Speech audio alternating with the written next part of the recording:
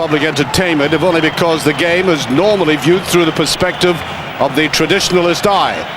To the extreme opponents of indoor football as a spectator sport, it's a bit like trying to make the America's Cup a dry land event on wheels. To the more tolerant, it is at least worthy of respect for the intrinsic skills which these players display within their own very specialized environment.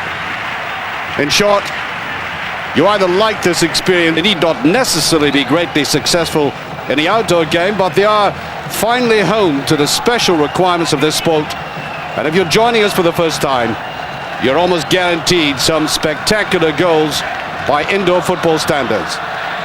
Brazil, a little bit edgy, but edgy on the right kind of side. They are the favorites. They want to get on with this.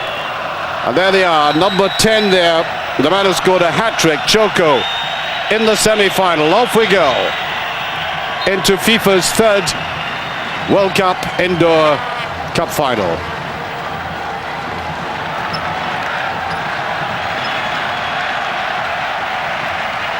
As I said, neither of these teams played as well in the semi-finals as they did earlier on in the tournament, but of course semi-finals are always associated with a tightening up of play in any competition. You hardly ever see the best of football in semi-finals.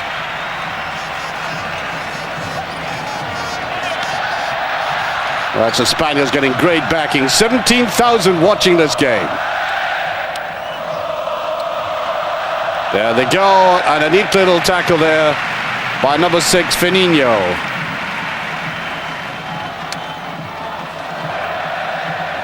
Top goal scorer is a Brazilian. You will see him. He's wearing number 5. His name is Manuel. He scored 13 goals in the tournament. And a tidal wave of sound surging back and forward. And I think the decibels are an encouragement to the ears of the Spaniards, but they have to be very cautious against this team. Beautifully driven in. And the goalkeeper, Jesus Claveria, against the top goal scorer, and he wins the first duel.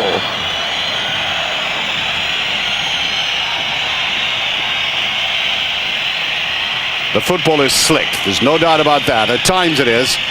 It can disturbingly become extremely defensive, and even the Brazilians found it difficult to break the Russians down, who eventually wilted because they had to try and come forward.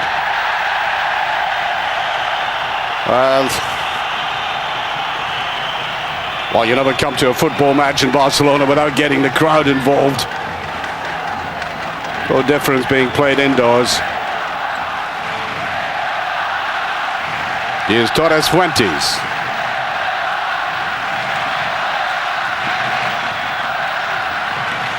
Top goal scorer for the Spaniards is a man called Santi. They're all wearing jerseys with their nicknames on them, not the full names.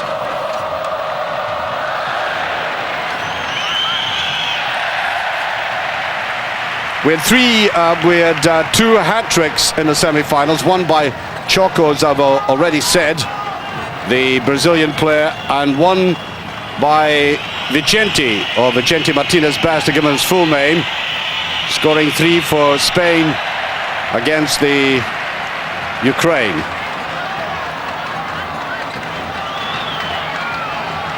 But their top goal scorer is still Santi, though. Goalkeeper takes us well.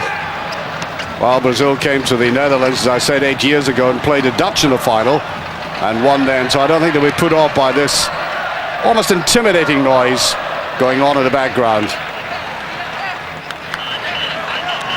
Present at the game today, the man who announced he's retiring from his seat in the presidency of FIFA at the end of the World Cup in France, Jean Havelange, and also Lennart Johansson, who's one of these men willing and able to take over. And it just goes out. Well, you know, commendable though FIFA's efforts at world standardization are, it seems to have developed a kind of over-sanitized sport with too many stoppages. I must say I personally miss the kind of ice hockey off the sideboard sort of pitch which has been spurned for sidelines and kick-ins, as you've just seen. Well, good defensive work there. Danilo came back and a little bit of aggro. I'm not too worried about that. As I said, if anything, I think this sport is over-sanitized. And too many stoppages to my mind. I don't mind time being added on for things like free kicks and goal kicks when the play stops, but the play is going out of the sidelines too often and the clock stops.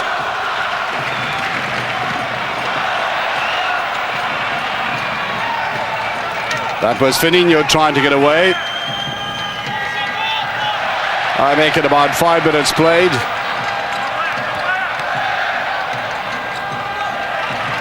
And the clock will stop again. Vicentin. That's the man who scored the hat-trick in the semi-final. All the goals we saw being scored were really spectacular by these standards.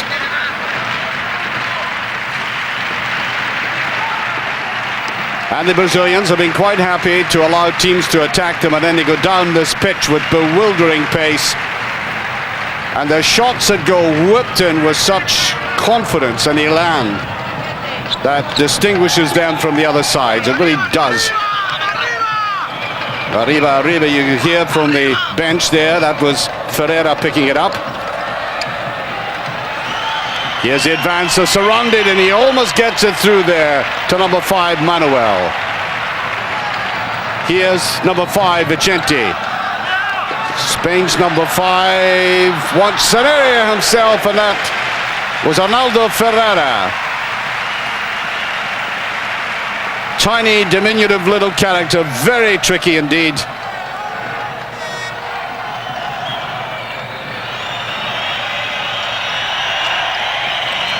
Brazil looking dangerous again. If this is a draw at the end of 40 minutes play, 20 minutes each half, we go into extra time with a golden goal being applied.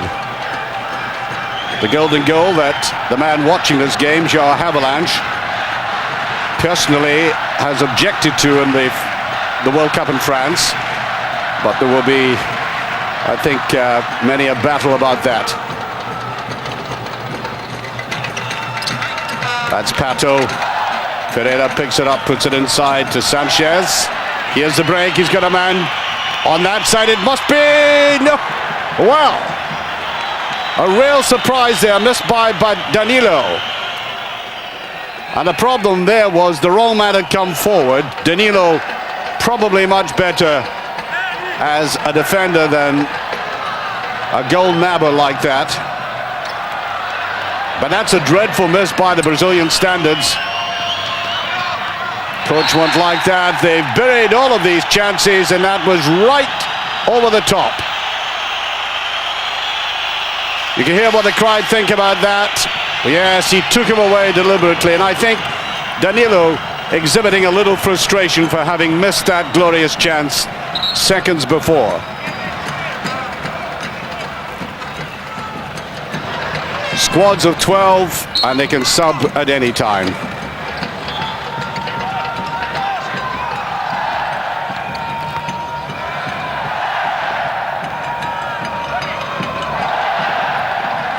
That pulsating flamenco beat going on in the background and producing that rather over-ambitious pass down the middle. Well, in watching the games from the start, the timing of the long pass has been crucial at times. Now, Manuel. That's so much that is left of this half.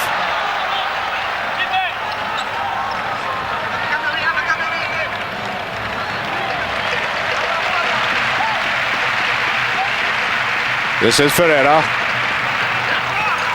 Pato almost getting an opening there. The man who came through there, Santi, who hadn't scored in the tournament up until the semi-final, but he scored a couple. Now, could Brazil be beaten for the first time in a final? They're not looking all that impressive at this stage. Ferreira is inside.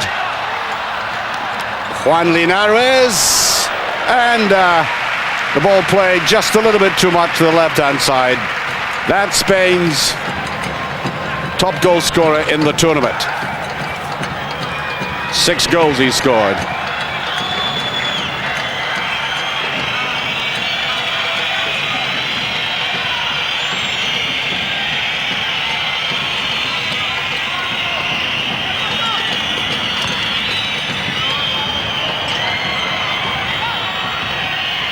Trying to cut inside, and he has good tackling in the middle of defense. And Choco, who was quite outstanding in the semi-final, is the kind of burly player that you would rather not meet on a dark night coming at you, full pelt.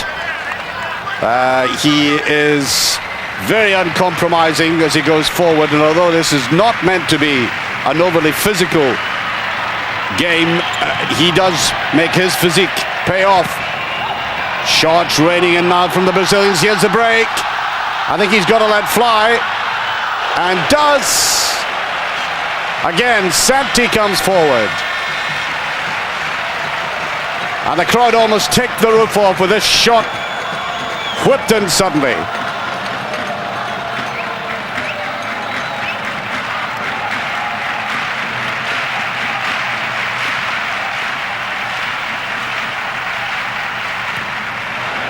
Tried to squeeze that down unexpectedly, kept it low. I think they were probably Serginho expecting the cutback.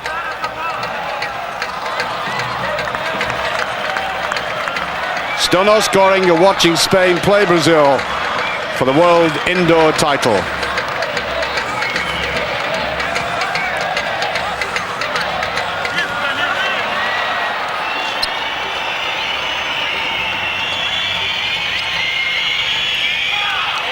Juan Linares.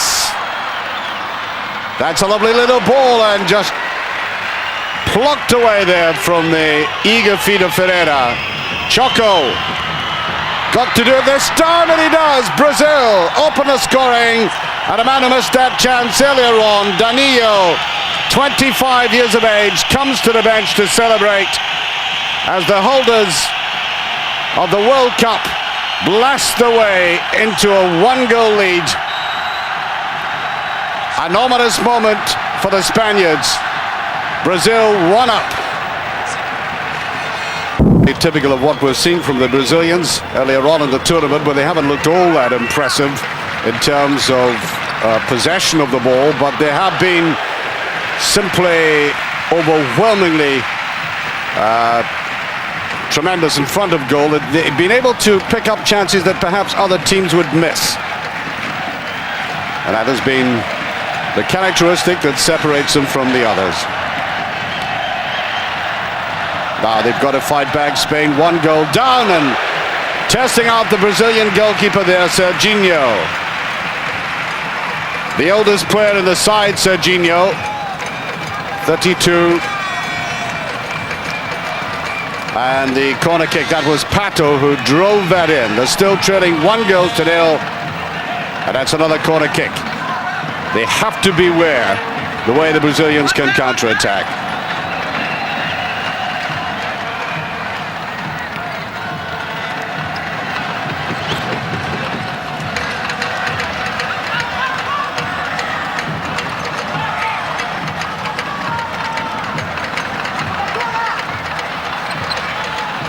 Now they're circulating the ball all right, but watch the Brazilians in defense. They have their eye on one man, and then they leave another one free. Back he goes. Choco covering up this time. Elements of handball or basketball in the way the game is played, and I think it's going to be difficult.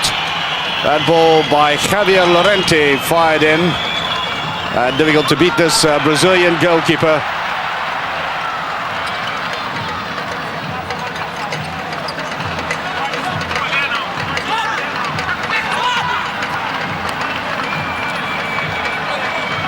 A high up and under. Nobody from the Brazilian team eager to pursue that, and I think quite rightly too. They just want to draw Spain forward.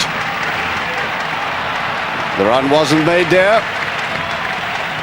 And notice the ball, as it was played high in the air, that didn't bounce as much as you might expect from the smaller ball. I think this has been carefully worked out by FIFA. The balls in the previous competitions proved a little too capricious, and it's a little bit softer now and much more containable.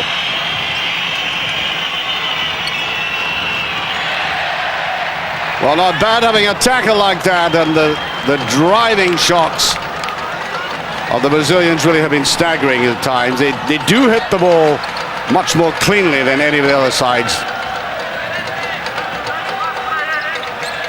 They're leading by 1-0.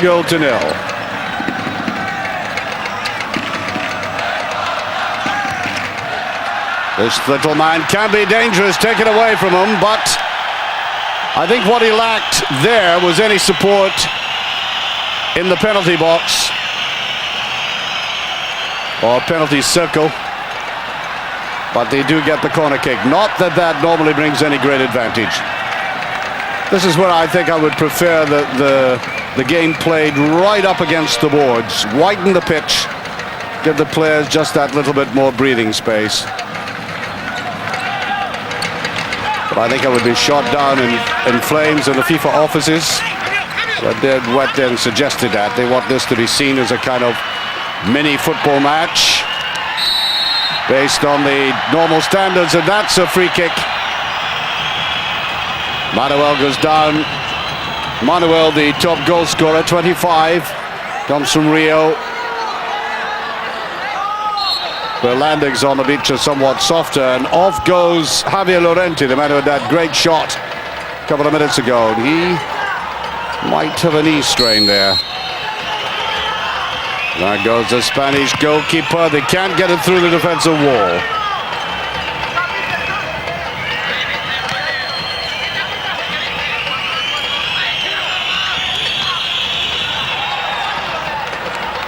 While the Brazilians have been playing the effective football where it really matters. Very near the Spanish goal. They're quite content to let Spain, as you have already seen, play the ball around. And then they come up and take it from them and make the sometimes lethal counter-attacks like this one. Manuel. Sandrinho. And Manuel hadn't made the run back. Still, only 1 goal in it.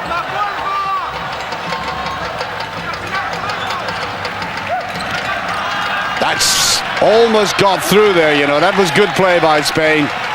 On the outside there was Pato wanting to chip it inside. Well, that tactical talk to Marcio by the coach. Oof. Well, there's a bit of curve in that. Well, as I said at the start, they do have their own skills, very finely honed to this environment, and you saw it there, and that's a weak ending.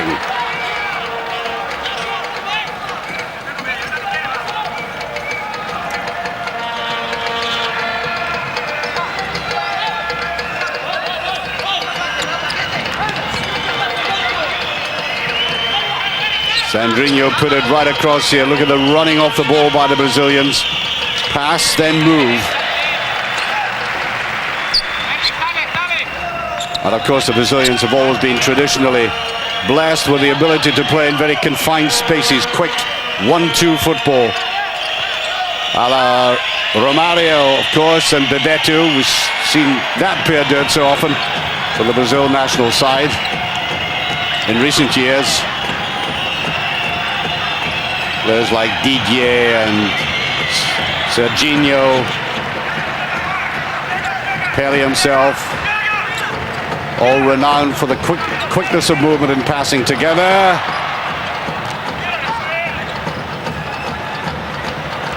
Well, after 2 weeks of this football, I dare say some of the legs are tiring out there. It's very demanding, the sport. I know it may not seem so,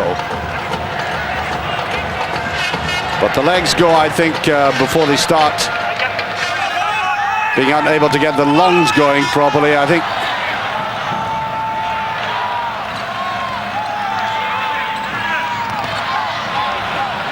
Push forward there by Ferreira. On comes Sanchez. And what they require in this game above all else is flexibility. That's the long ball played forward. And nobody running onto that. Every now and again they change the tactic.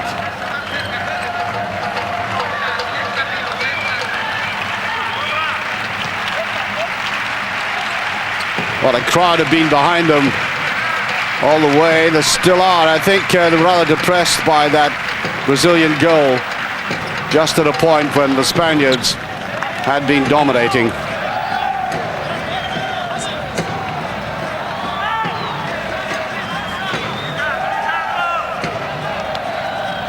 Now Pato wants to try and play it inside. He does, and a good save. Almost getting to the feet of Arnaldo Ferreira. Well, the one quality this little man has is being elusive, and the goalkeeper anticipated that extremely well. So, Brazil still lead 1-0. A little touch of magic you need to play against the Brazilians. You have to be very patient indeed. Because as it turns out, although they're renowned for their attacking, they have excellent defensive skills as well, and a first-class goalkeeper, as you saw with that excellent save there, which meant that the score still remains 1-0 to Brazil. Choco goes down, and I think there might be a yellow card, although a kind of sly grin in the face of Arnaldo Ferreira there, claiming he had put on a little act in falling down. Well, he does get the free kick. Right on the line. These are the fouls recorded. After the fifth foul, when you get the sixth, they get a free kick from the spot in front of goal, with only the goalkeeper in. That's why they keep a tally of the free kicks. But I think FIFA will have to look at this as well, because the reward for that is a dubious one. Very difficult to score from that spot.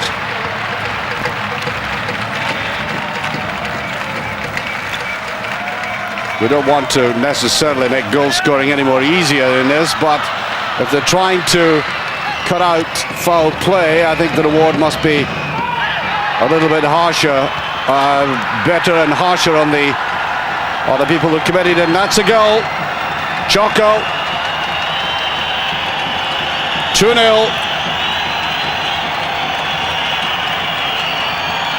Now he scored a hat-trick in the semi-final. Drives forward there and unleashes that shot.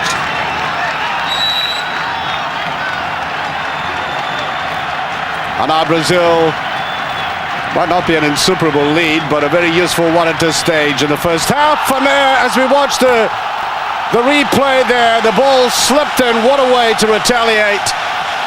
It's Pato who makes it 2-1.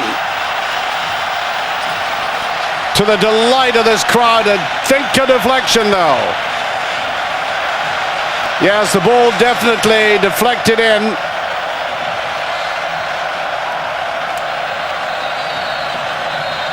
Pato is going to get the credit for that. Two goals within 30 seconds, and at one stage there it looked as if, as I said, not insuperable lead, but a very useful one, and then suddenly Spain fight back.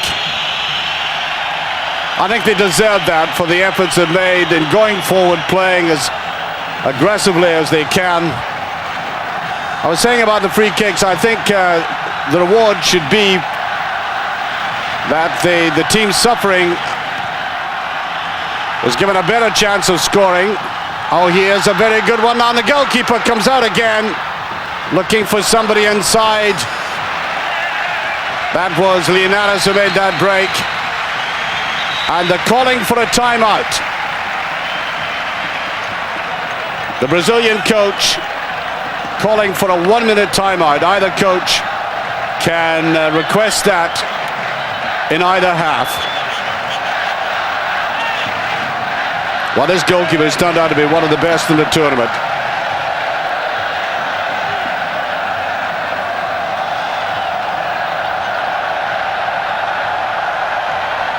Drags the goalkeeper around. Yes, this business of trying to cut out foul play, I think it would be a better reward if the team had to lose a player for, say, like 2 minutes, something like that. Those who reached a certain number of fouls. And the team playing more positively and committing less has that advantage. All these laws are under consideration all the time for indoor football by FIFA. But simply awarding a free kick with only the goalkeeper in is not bringing the just reward. You can see the white spot that they take it from right in the middle of that half.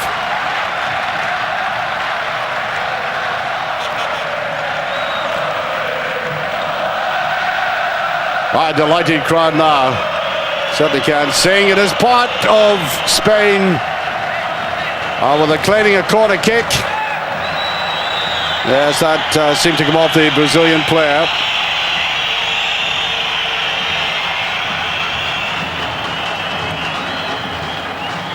I quite like the idea of the sin bin punishment, but that has been rescinded. It used to be, it's no longer.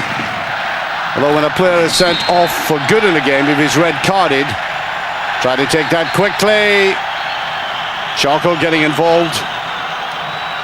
When a player is sent off, a team can be down to 4 players for only a couple of minutes, and then they can bring on another player.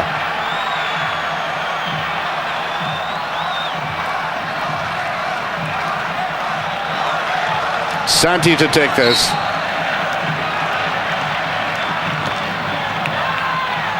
Brazil coming out very fast for that. That's the right kind of technique for that situation.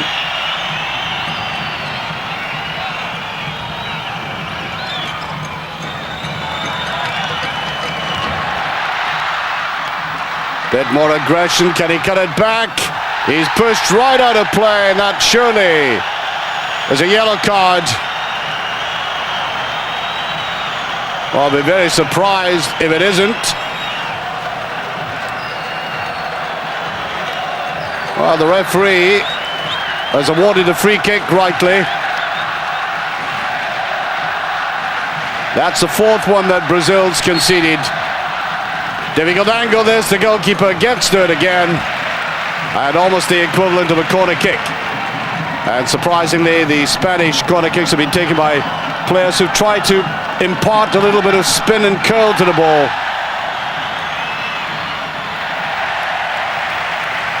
Rather surprisingly, pass-backs allowed in this form of football. I think it's about time they banned that.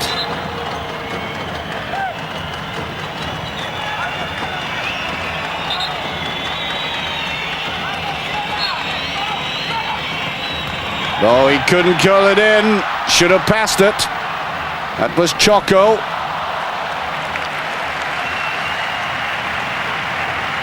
Well, I think the game might have died very quickly for the Spaniards had they not got that goal within 30 seconds of Brazil's second.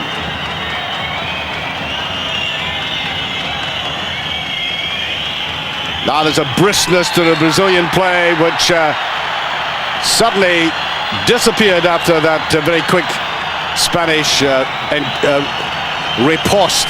And I do believe that the Spaniards at the moment have the upper hand.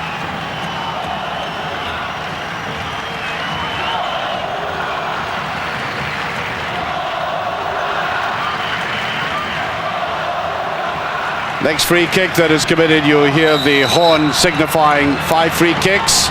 Next one, driven in quickly, and he puts it anywhere to safety. The crowd applauding any decent move by the Spanish side.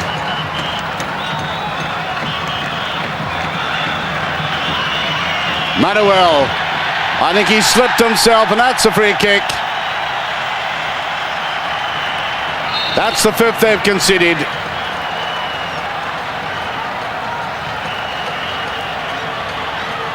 Although I did think he lowered himself rather deliberately.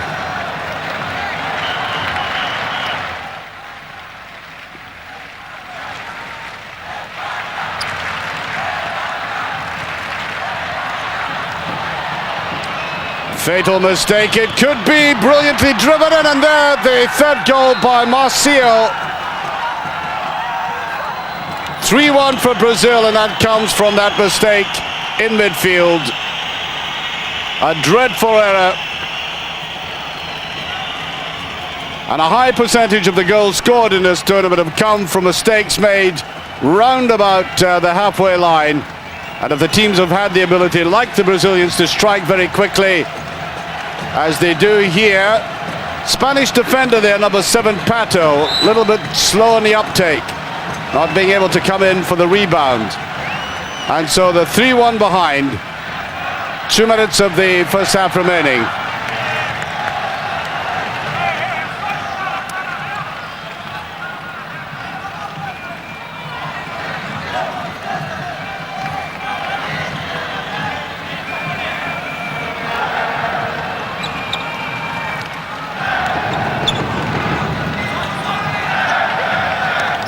Pato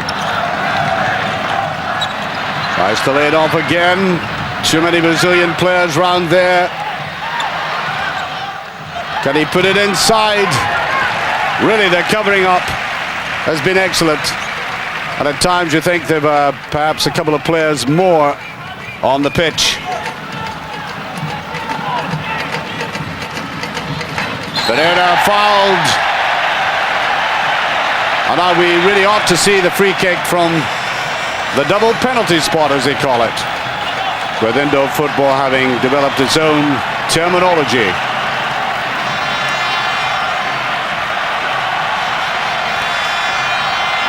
Put another way, it's a free shot at the goalkeeper. Well, you can see what I mean. It's, you know, I think if they reach this stage, perhaps a harsher punishment is one of the players going off, Brazilian players going off. That might teach them a lesson or two, but it's very difficult to score from this distance. Again, a goal of 3 meters in breadth and 2 meters in height. Just passed. And I think it is intimidating for the kicker of these free kicks when the goalkeeper slightly advances. Watch a goalkeeper coming out there. In the classical way, narrowing the angle.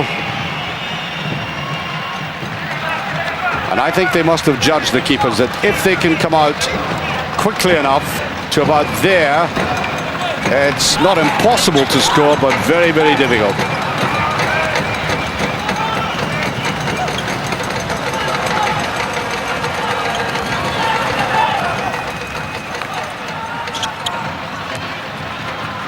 Can't keep the ball in. Let me repeat, the Russians won the bronze medal by beating the Ukraine 3-2 in the 3rd-4th place playoff. Listen to the Brazilian drums.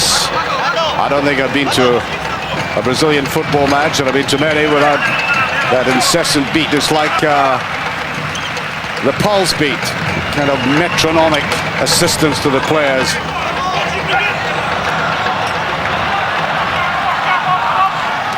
Spain could do with a goal at this stage. The clock stops.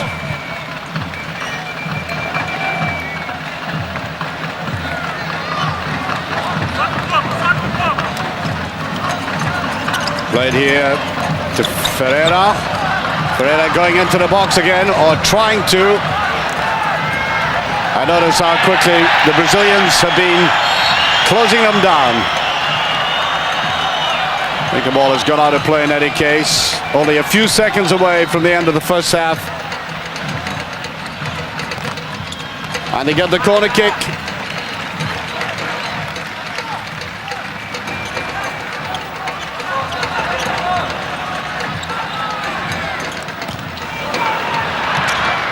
No, they're shooting not as incisive as the Brazilians.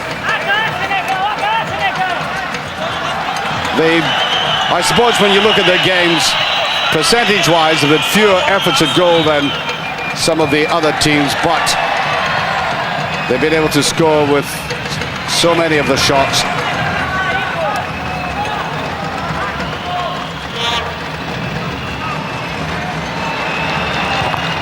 That was Choco trying that, and I think that's a corner kick. Formidable pair of shoulders. I don't think the coach would argue with him, would he?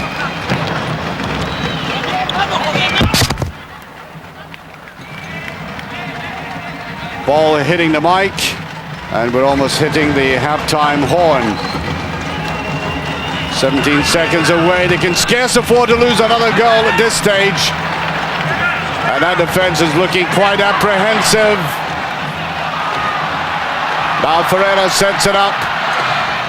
And weakly passed as this first half reaches its countdown to 0. There we are.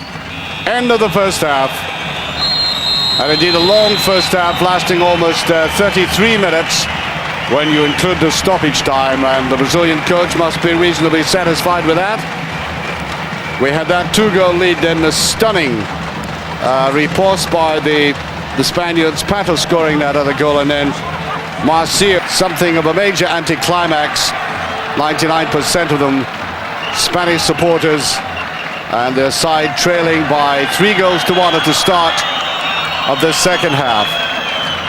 And the great talent of the Brazilians, and what makes them so different from all the other sides, is their ability to snap goals out of virtually nothing. Their finishing is deadly, their movement is excellent, and in defense as well. And there, an own goal, a tragedy at the start of this half. Well, not for these supporters. For the Brazilian, who could not possibly have banked on this. Oh dear, oh dear. Now, he hadn't the slightest notion of that going in, but it goes in from Manuel. Now it's 3-2.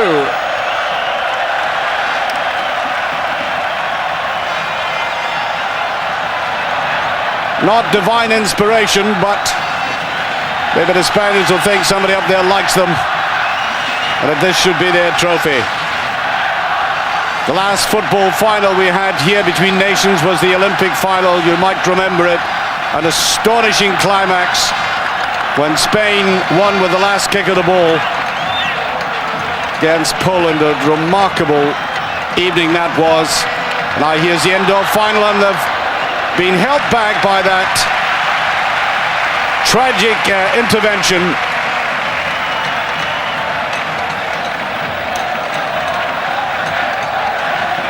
It's now 3-2, and that's electrified the crowd.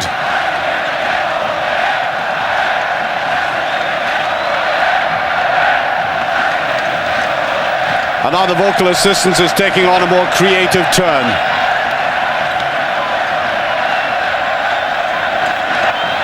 But they're never more dangerous than in a situation like that.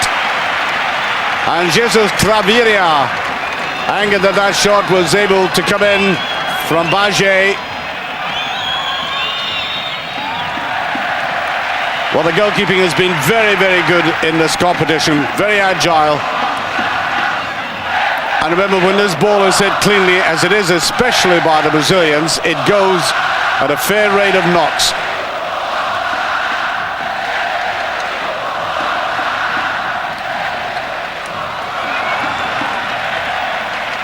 Well, that's the man who got behind that goal. Tragedy for him, Manuel. Well, tragedy maybe a little too strong when a team is still winning by 3-2, but a personal one for him. As paradoxically, he's the leading goal scorer.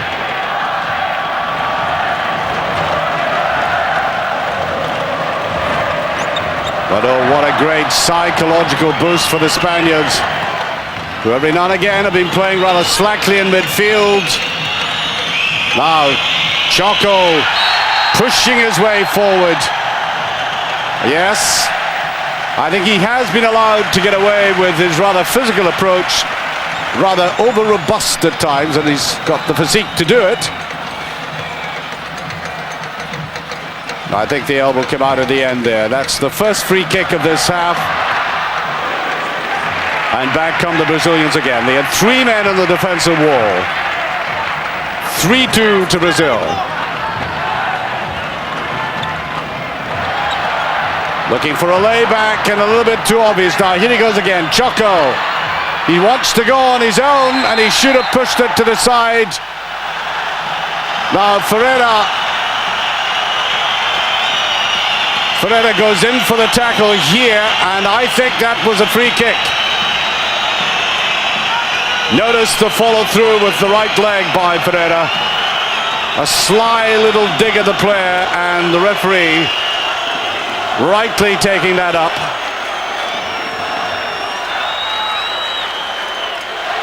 Just a little warning, and he went down very heavily indeed.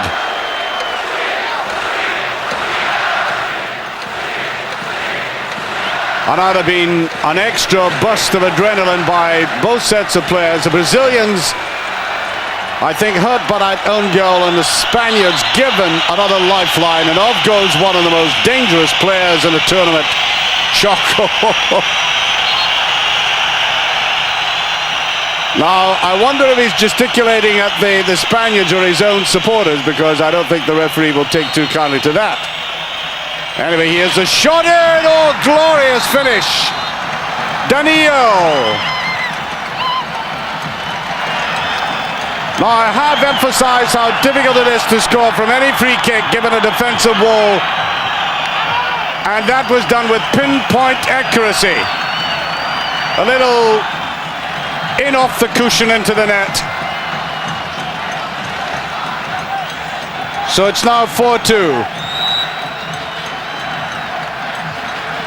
The scorer Danilo, who missed some rather easy chances earlier on in the game.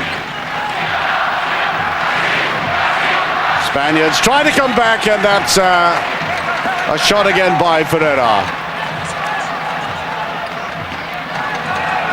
I mentioned the difference in appreciation of this game with the outdoor game, but I think any professional footballer would admire, under any circumstances, the way that free kick was drilled through a very heavy defense. Here they go again. Wants to go on his own. That's Manuel wanting to take vengeance for that own goal that he scored. They're 4-2 up. Well, highs and lows for the Spanish in this, just when it seemed as if they would get back into a much stronger position. The Brazilians have struck again, and there's a miss. That does surprise me. Choco, and maybe that injury he had, and from which he went off, has interrupted his balance. Should have put that away.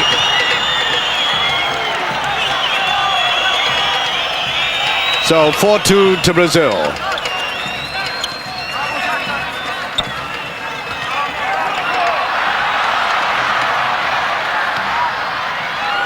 Oh, that won't beat a goalkeeper of that quality, Jesus Claveria.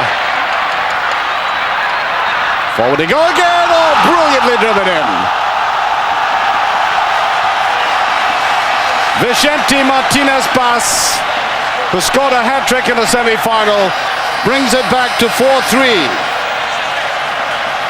Glorious finish again. And even that superb goalkeeper beaten by the sheer velocity of this left-footed strike.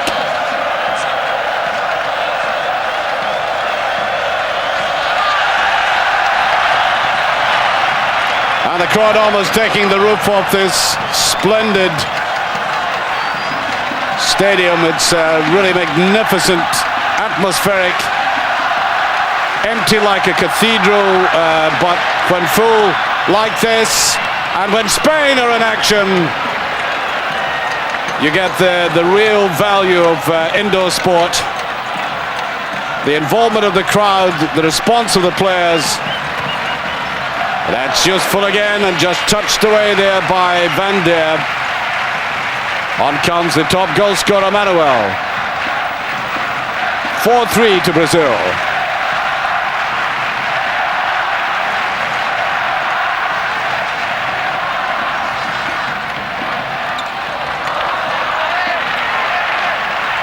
Well, I think that's the pass of a player more used to playing it off the sides. And then coming on for a rebound. Certainly missed that myself.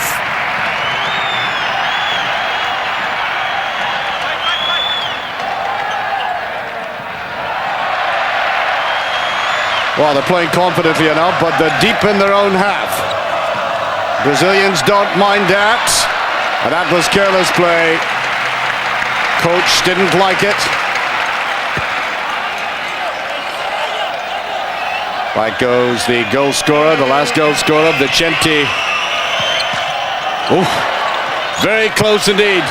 I think almost took Claveria by surprise.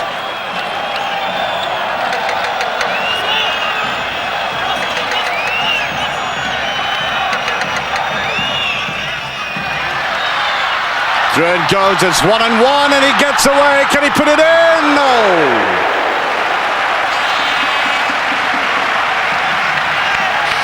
And the resonance of disappointment there, rebounding from the roof. Is that Spanish crowd went, ooh-ah.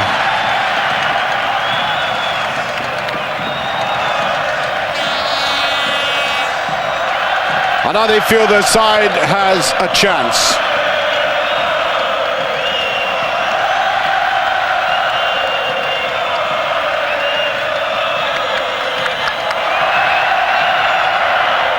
While they're closing them down well, don't let them settle.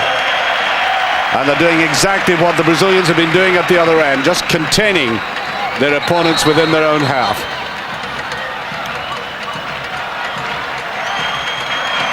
Still put my money on the Brazilians, though. They're capable of turning the game so quickly and unexpectedly. Here's Choco. It goes out.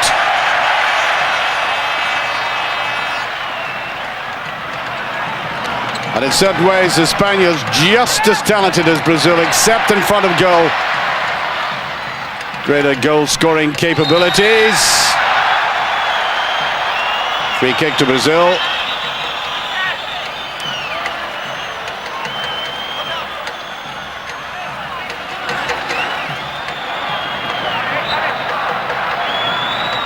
If you're just joining us, you're watching Spain and Brazil play in the World Cup indoor final.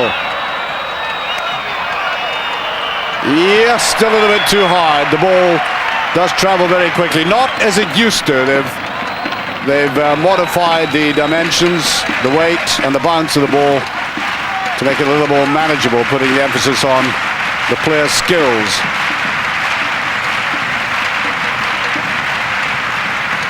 That's slower build-up. This is where it's got to be a little bit different.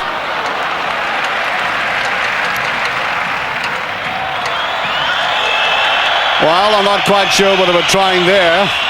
There's nobody forward.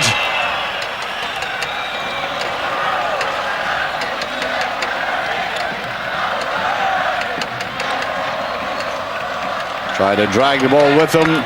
And if they do that, he's got to somebody very close by, and that's a beautiful ball. And number 5 there, Vicente, just couldn't keep it in.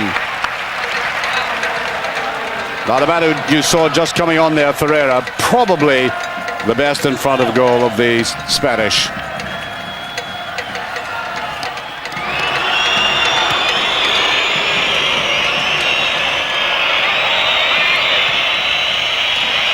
This is where they are very dangerous. This angle might look difficult, but able to score from there as well. Better tackling, nice little wriggle round. And that was Choco who did that.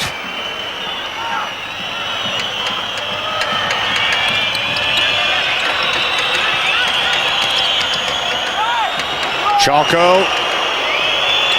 Crowd don't like him. Remember the gestures he was making towards them. Oh, that's what I meant about them firing it in very quickly. That's Manuel. On comes Fran, famous Spanish footballing name.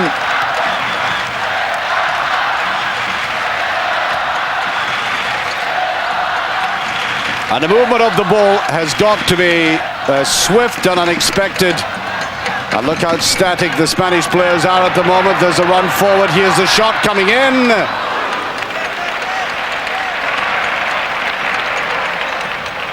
Another substitution, I think, or is Fran's taking the kick in. Fran made a mistake with that. Brazil on the attack with only 2 men up though. Choco. Back to Manuel. On by Sandrinho. Choco. I don't think he's going to get the freedom of Barcelona, is he? Looks a jovial kind of character. Barrel-chested. Wriggles his hips extremely productively on the pitch. Oh, that must be off the post. Well, the Spanish defense totally exposed. Firmino misses a glorious chance to score the 5th. Still 4-3 to Brazil. The surprising thing of all is that Manuel, with several of the chances he's had, has only scored once in the game. Well, he skids away off the pitch. And the goalkeeper trying that longish one. Several of the teams in the competition have dropped the goalkeeper or their assigned goalkeeper and brought on an outfield player to play in goal so he could come forward, especially when they were trailing. Well, we might yet see the Spaniards do that if it stays the way it does. 4-3 to Brazil with just a couple of minutes remaining.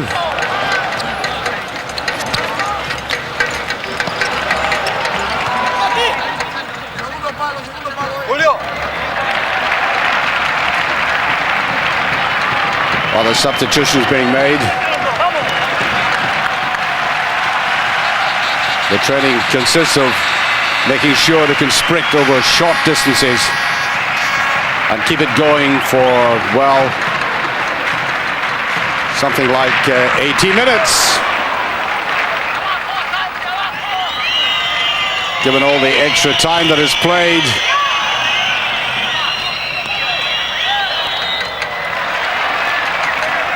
That's just on 3 minutes remaining.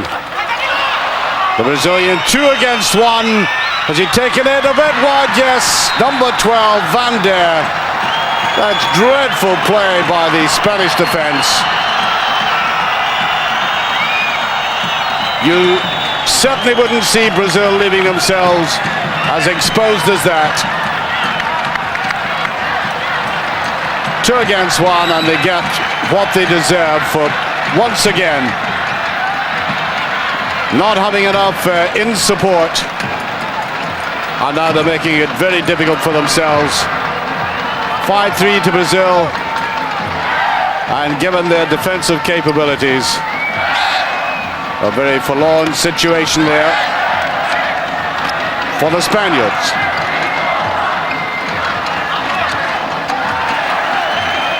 Oh, it's a high up and under there.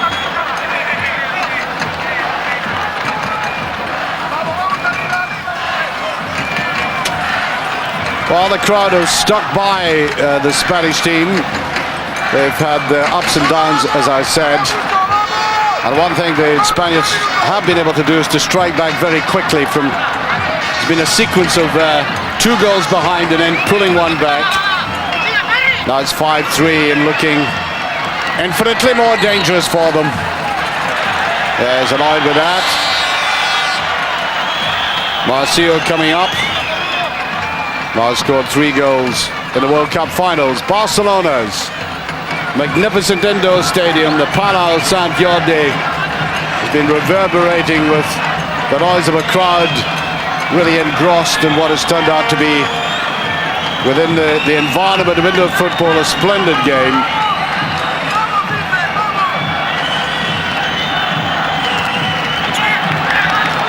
Really have to adjust your critical faculties when you're taking the sport into consideration. And one of them is looking at players like this. Little bit Vicente tries to go into the box there. A nimble, will-o'-the-wisp kind of player. Now Pata will take this. They desperately need a goal now. Look at a number of corners the Spaniards have had to no avail, or to no great avail. Oh, no. Vicente, a little touch of nastiness there. I think that comes from suddenly being in this rather negative situation in front of their home crowd. That's a free kick, surely. Now then, will they be able to do what the Brazilians did at the other end? Danilo's magnificent free kick once again put the Brazilians out in front at 4-2. Now at 5-3, Spain have the chance of getting it back. They're against a very good goalkeeper in Serginho. Now from that angle, it might appear to some that it might not be all that difficult to score, but considering the size of the goals, the agility of the goalkeeper and the defensive wall, it's a formidable problem. There's a shot, he's got in! Straight through there, Vicente. 5-4, the second goal he scored, rolled in front of him, the defensive wall broke up. And although he didn't take it directly, Llorente, he did the right thing. And the Brazilians made that fatal error of breaking up what so far has been a rigidly compact defense. Now there's only one goal in it, but so little time left. Now could the game go into extra time? Manuel, look at the player in the far side, he's uncovered. Great save by the goalkeeper, and Manuel does it. 6-4. Just when the Spaniards looked as if the Brazilians might reel under that strike from the free kick. Again, a really haphazard defense, caught out again by Manuel, a second goal.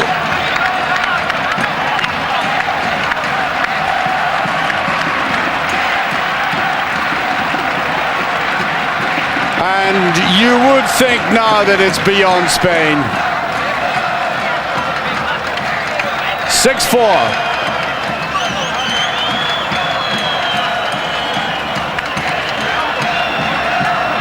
Well, they're accustomed to doing that. Well, they were up till 1970 anyway. I used to watch them, and then that lack of success all these years until the United States for a Brazilian side. And now here they are indoors on the verge of their third consecutive world title.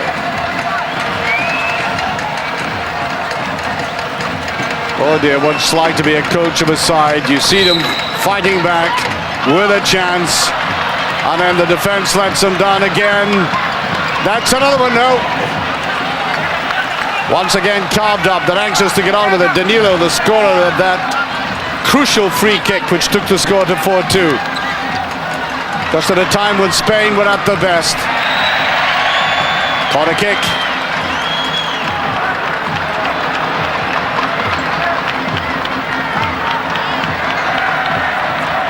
Has to try it inside. Now 2 against 2. There's a wonderful bust through the middle. This might be the end. No, good save. Claveria came out very quickly. He's got to touch it inside. And what a marked difference, a contrast there is between the way the Brazilians can defend than Spain. That's been another crucial element in this game. I think the goalkeeper got a touch to that. Serginho. Shot again there by Vicente.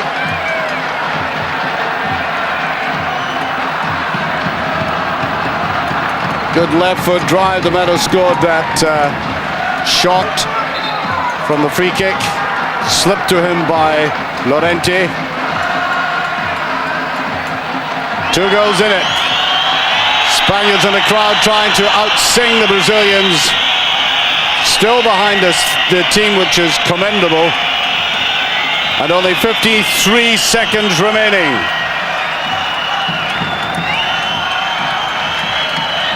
Still 2 goals in it. And the president of FIFA watching this very closely. hoping for another Brazilian triumph. He didn't want to go to extra time again. Remember what happened in the Olympic Games when the golden goal counted against the Brazilians, and surprise, surprise, it's been dropped for the next World Cup, or at least at this stage it has. So he didn't want to suffer that again. We don't look to be heading for extra time. It looks another Brazilian triumph.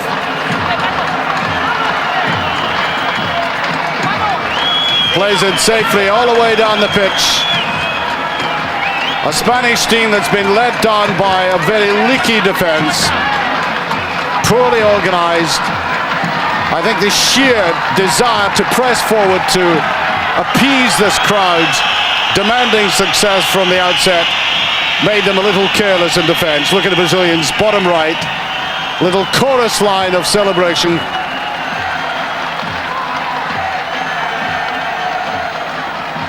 Well, they scored excellent goals. 5, 3, 2, 1, and Brazil once again are the champions of the indoor world.